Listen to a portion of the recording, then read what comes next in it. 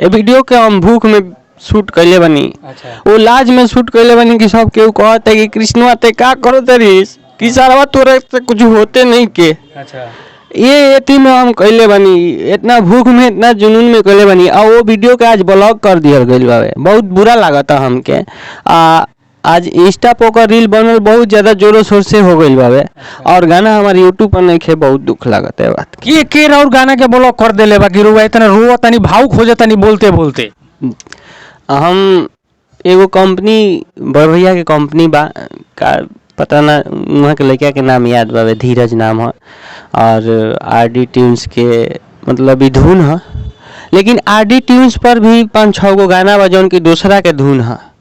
तो उ गाना उनका पर चलत तो कोनो आपत्ति नहीं है। एगो हम धुन उठा के गा लेनी तो हमारा पर आपत्ति हो गई। मुनी रखो चुनी बदन हम करैबू का।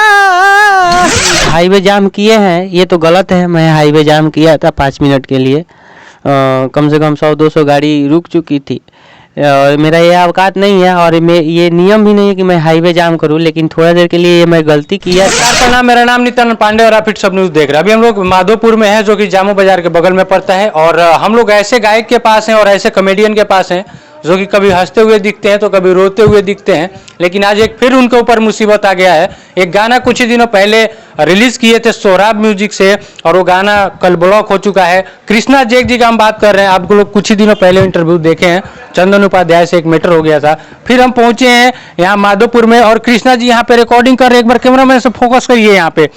कृष्णा जैक जी, सबसे पहले चैनल में स्वागत है। कैसे हैं, क्या कर रहे हैं? बस गाना गावत नहीं भैया। कौन गाना गावत नहीं? गाना तो ब्लॉक हो गए 2 दिन पहले आई रहा जी। बहुत दुख के बात बा कि बहुत मेहनत कैले रहनी सने गाना पर। अच्छा। और पर हमारे कंपनी के सोहराब भाई भी बहुत मेहनत कैले रहन। अच्छा।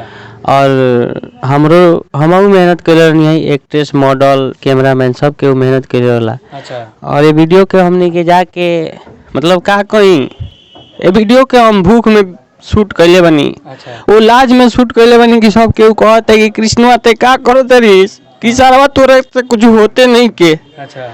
ये एती में हम कैले बनी, इतना भूख में इतना जुनून में कैले बनी। और वो वीडियो के आज ब्लॉक कर दिया गई बावे, बहुत बुरा लागता हमके। आज इंस्टा पर ओकर रील बनल बहुत ज्यादा जोरों शोर से हो गई बावे। और गाना हमारे यूट्यूब पर नहीं खे, बहुत दुख लागता है बात कि के और गाना के ब्लॉक कर देले बा कि रुआ इतना रोवा तनी भावुक हो जाता नहीं बोलते बोलते। हम एगो कंपनी बड़ भैया के कंपनी बा का पता ना, वहाँ के लड़का के नाम याद बावे, धीरज नाम है। और आरडी ट्यून्स के मतलब ई धुन है, लेकिन आरडी ट्यून्स पर भी 5-6 गो गाना बा जौन की दूसरा के धुन है। तो उ गाना उनका पर चलत तो कोनो आपत्ति नहीं है। एगो हम धुन उठा के गा लेनी तो हमारा पर आपत्ति हो गई। और गाना बहुत ही अच्छा रहा। धुन ना हमारा बाप के जागीर है, ना धुन के हुआ और के बाप के जागीर हवे। जौन धुन बा यही में से कॉपी करके थोड़ा बहुत एने ओने चलता। हम वर्डिंग अलग रख ले बनी, लोकेशन अलग रख ले बनी, हर चीज अलग रख के वीडियो को शूट कर ले बनी। फिर भी हमारा गाना से जलनशीलता इतना बा कि वो गाना के ब्लॉक करवा दिहल बावे। कौन गाना हर और जना के ब्लॉक कर देहल गइल बा अभी आरडी ट्यून के तरफ से? सोहराब म्यूजिक पर गाना रहला जी। गाना रहला हमार ए मुनी रखो चुनी बदन हम करैबू का, ये गाना रहला हमार धुन रहला। अच्छा। छिपावे का बावे सीला हऊ का के ई धुन ह। चांद जी गाना गइले जी, चांद जी गाना गइले बनी। हमरा अच्छा लागल। हम धीरज भाई से कहबो कनी कि धीरज भाई हमरा धुन अच्छा लागल बा, गा लेले बनी। हमार वर्ड अलग बा, लोकेशन अलग बावे। रउआ अपन जौन बा की ब्लॉग कइले बनी, हमार वीडियो पर से ब्लॉग हटा दी, चले दी का चली, खूब चली तो 1 मिलियन चली या चल के बंद हो जाई, थोड़ा बहुत हमनियों के नाम मिली। लेकिन उ कहत रहे कि जब तक हमार गाना बाजी तब तक तहार गाना अनब्लॉक ना करम, जी हमार गाना बाजल बंद हो जाते तार अनब्लॉक कर देम। तो हमके बहुत बुरा लागल। कहनी कि ठीक बा भैया, हमार हाथ में उतना बड़का नहीं खे कि हम कुछ कह सकत नहीं। बस ये कहम कि रउआ लोग खुश रही, करोड़ों कमाई, करोड़ों में रही। पहले तो रुआ के कॉमेडी में बहुत सतावल गई, बहुत ज्यादा दबाव देहल गई। रुआ बड़ा भावुक हो के इंटरव्यू देनी चाहे रुआ से तो उस चीज भइल भी रुआ पर इल्जाम भी लागल कि रुआ घमंडिया है। लेकिन जब रुआ गाना गावता और गाना जब लोग के देखता लोग चले लागल, ओकरा बाद रुआ के गानो ब्लॉक कराता, लोग गानों में लागल लोग सतावे। मैंने कोनो तरीका से नहीं खेलो चाहत कि कृष्णा जैक मार्केट में आवस। फिर बिल्कुल हम ओ बड़ भैया से इहो बात कहमी कि भैया अगर ज़्यादा दिक्कत बा तो एगो काम करे के गानवा रउए अपना चैनल पर चढ़ा ली और जौन लागत बतौन हमनी के दे दी। हाँ, जौन भी मने हमार खर्चा वगैरह के दे तो का कहता लो। तो वह कहतनी का कि गाना हम चढ़ा लेतनी आ जौन आई में से कुछ परसेंट तू लो ले लिया लो। अच्छा, तो हम कहनी कि हम तो ऑलरेडी पहले ही पैसा ले चुकल बनी कंपनी से, एगो मानवता के तौर पर हम रोवा लगे ई रिक्वेस्ट लेके आयल बनी। अब का जाने हम जौन कंपनी से पैसा ले बनी कंपनी एथी पर मानी कि ना मानी तो हम का करी। और हम सोहरा भाई से बातों करी तो कहते कि तारे में कौन थी तू तो पैसा ले चुकल बड़ा, रावरे में कोनो रोले नहीं की। जी जी जी। तो फिर अब काल एकरा के रुआ कदम उठावे जाता नहीं पर जौन और गाना ब्लॉक भइल बा तो सुननी है कि उनको गाना का दिन ब्लॉक कर देहल गइल बा सोहराब म्यूजिक के तरफ से। और तो जब एक कंपनी को लॉस होगा तो दूसरे कंपनी को भी लॉस सहना पड़ेगा ना भैया। जब मान के चलिए हमारा 10,000 का वीडियो है तो आप काहे 10,000 के पीछे पड़े हैं। धुन किसका कौन नहीं गाता है, धुन किसी के बाप का जागीर है, जो अच्छा तरीका से गाया उसका है। तो हम ना आपका गाना उठा के अपने चैनल पे डाल दिए हैं, ना आपका पूरा वर्ड उठा के अपने चैनल पे डाल दिए हैं। धुन आजकल भोजपुरी में जो भी है कोयले बा कमाल हमार लाल घाघरा, कोई कितना बड़का बड़का हिंदी गाना के उठा के कॉपी करके भोजपुरी में गावल जाता है, ओकरा के पब्लिक के पास तक पहुंचावल जाता है। तो वो कॉपी ना हो, वो तो खुद उनका चैनल पर 5-6 गो जौन बाकी कॉपीराइट गाना बावे, लेकिन चलता वे शान से चलता।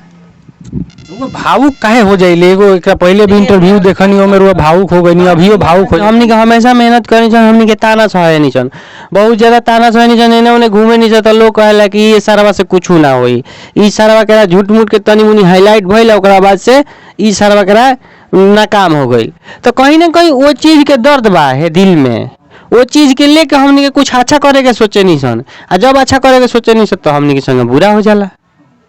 ये सब बात बा की ऐसा हुआ बा जे पीछे पड़ गइल बा। हमेशा सोचता कि कृष्णा जी के दब के रहस मार्केट में मत आवस। भोजपुरी इंडस्ट्रीज में बड़का भैया एगो सबसे बड़का बात कही नू तो केहू जितना लोग भी बावे एक दूसरे के कांधा पे बंदूक धके चलावे के जानत हवे, सामने आगे केहू ना बंदूक चलाएला, सब केहू एक दूसरे के कांधा पर धके आ सहारा लेके आगे बढ़े के चाहेला, उ हम होखी आ चाहे दोसर केहू होखो। तो अब का लागता कि कृष्णा जी के जे भी फैन बा वो ओकरा लोग के गाना ही कब सुने के मिली यूट्यूब पर। फिर बिल्कुल अगर हमारे आरडी टीम्स के बड़े भाई मान जाते हैं कि हम ये भी बात कहें कि भैया आपका भी गाना चलेगा, हमारा भी चलने दीजिए, हम बात करते हैं कंपनी से, दोनों का गाना चलेगा, खूब चलेगा। आपका तो पहले ही से ब्लास्ट हो चुका है, हैं 12 मिलियन व्यूज। बिल्कुल 12 मिलियन का, सबका जोड़ दिया तो 100 मिलियन हो जाएगा। हर चैनल पे ट्रेंडिंग में था, अब कितना व्यू चाहिए भैया। तो आपका भी गाना ट्रेंडिंग में था। बिल्कुल हमारा भी गाना रील पे अभी ट्रेंडिंग में है, लेकिन यूट्यूब पे नहीं मिल रहा है। जो भी हमारे ऑडियंस है, जो भी हमारे चाहने वाले हैं उनको नहीं मिल रहा है, तो इस बात से दुख है। और जीवन एगो गाना से नहीं केहू के बीतल ना बीती, ठीक बा, एगो अच्छा कदम उठलन या सन ओकरा केहू बुरा कर देहल। एकरा खातिर बड़े भाई आप ऐसे ही करते रहिए एक छोटे कलाकार के साथ, काहे कि छोटा कलाकार उठ के आप सबको लूट लेता है। आप ये बात बोले भी हैं कि तुम्हारे जैसा कलाकार उठता है और कंपनी वालों को लूट के रख देता है, तो आप खुद लूटाते हैं, तो कलाकार लूटबे करेगा। जिसका जितना औकात है उतना ही दीजिए ना। अब बात किए कि भैया आपके साथ एक वीडियो करना है, वो बोला कि 50,000 लेंगे, तो आपको मोह भी है कि हम इसके साथ कर भी ले और ना भी, तो जब उतना में आपको नहीं हो रहा है तो छोड़ दीजिए उसको, उसके पास दोबारा फोन मत कीजिए। तो अब तो खुद लुटवाते हैं, दूसरा लुटबे करेगा।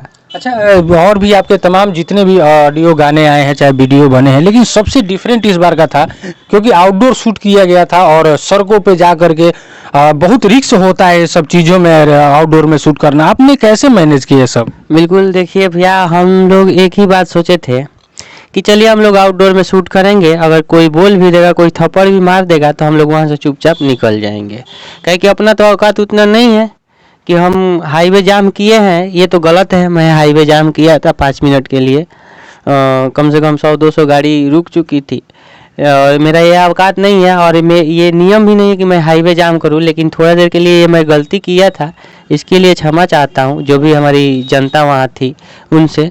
और हम हमेशा कोशिश करेंगे कि आप सबको थोड़ा अच्छा चीज़ लेके आए। इतना डिफिकल्ट होता है आउटडोर में और इंडोर में शूट करने में? इंडोर तो देखते हैं इंडोर में, देखिए इंडोर में टेंशन ये नहीं होता है कि इंडोर में कुछ भी कीजिए अपने मन से कीजिएगा। आउटडोर में क्या है कि परेशानी है कि कौन अपना भाई है कौन नहीं है, कौन कैसा है, कब कौन क्या बोल देगा, ये सब चीज़ सह के चलना होता है। अच्छा, ये गाना लिखे कौन थे आपका जो? ये हमारा गाना राकेश तिवारी जी लिखे थे, और इसका जो कुछ भी, हम उतना अच्छा गाते नहीं हैं पहले बता दें, लेकिन जो कुछ भी श्रेय जाता है ये हमारे ताज भाई को जाता है।